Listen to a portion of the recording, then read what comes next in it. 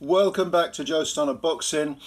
Some people have asked me what I think of Ben Whittaker, both as a talent and as a showman. Is that the phrase? So let's go through those two things one at a time. As a talent, I think he's extremely talented. He's got a lot of natural ability. He's a long way off world level, and primarily this is because of experience. You know, you don't. In my opinion, you shouldn't just make quantum leaps. You should always do things incrementally.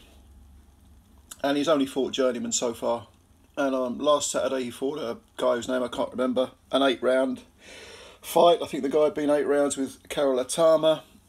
And Whittaker stopped him in the 8th round. It was complete one-way traffic, as you would expect.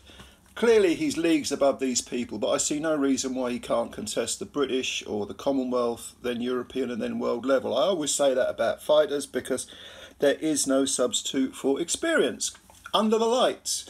And Whittaker had a great amateur career, silver medalist at the Olympics. He's used to travelling, he's used to living the life. I've got no doubt about his talent. You know, I don't know how far it'll go yet, because sometimes, you know, let's just say all that glitters isn't always gold. But he's a good fighter with a lot of natural ability, and I wish him well.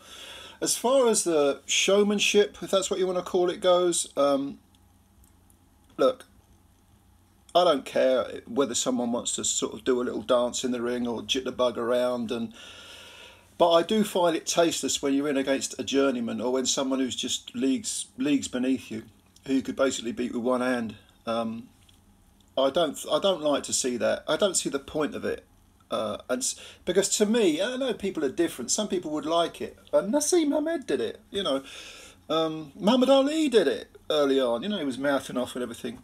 And yes, it creates a profile. It sells tickets, maybe.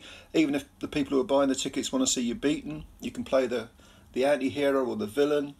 I get it. But to me, if you're doing it against people who you're going to beat easily, it doesn't mean anything. I don't find it offensive. It just doesn't mean anything. Okay, you're toying with this guy. You can stand him on his head, and you've decided to do a little dance, a few little arm movements, or I don't care. I just find it kind of stupid, really, and childish. So now, if you're doing that against elite fighters, if you're able to get in there and toy with elite fighters, yeah, okay, I'm with you. You know, that might really soup things up for the audience, both at home and in the crowd, because you're in there with a guy who could potentially beat you, but you're still being flashy, you're still showing a bit of dash, you know. But at the moment, I think he should just concentrate on, you know, racking up the wins, honing his craft. I want to get him in there with journeyman who can take him. I mean, that 8 rounds the other day, he's gone 8 rounds. That's a good thing. But some journeyman who takes him 10. Then maybe, like I say, a British title shot, which would be over 12, and bring him along occasionally. You know, bring him along incidentally, I should say, incrementally is the word I'm looking for, rather than just say, okay, you know, here's another journeyman, or let's do a quantum leap up to world level. No. I know that he was a good amateur, but he needs time. He needs time, and you know, without play acting in the ring, you can, especially in this day and age with social media and everything, you can build yourself up that way.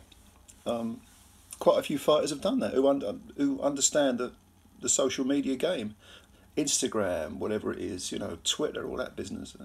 You know, not something I care about again, but it's something that is a part of the modern world and the modern game, and fighters can do that. You don't have to look like a twat in the ring by just, you know, when you're in there with a journeyman. I mean, the guy on Saturday, the guy that Whittaker stopped in 8 rounds. At times, when Whittaker was doing whatever the hell he was doing, the guy just stopped and watched him as if to say, "Oh, okay, you know, you want to do that? Get on with it. We'll fight when you're ready." Yeah. So those are my thoughts. Just a few random thoughts. He got talent, the guy. I want to see him in there with someone decent, someone who's going to really put it on him. Ask questions. Yeah, it's been hit a few times though, Whittaker. He does get hit. Sometimes because maybe he's offensive and he hasn't quite got that defence and offence locked in. where the moment you're not being offensive, you immediately, by instinct, revert back to being defensive. The moment you're being defensive, as soon as you see a chance, you go offensive. You want those two aspects of the game locked together, and it's got to come naturally and flow naturally.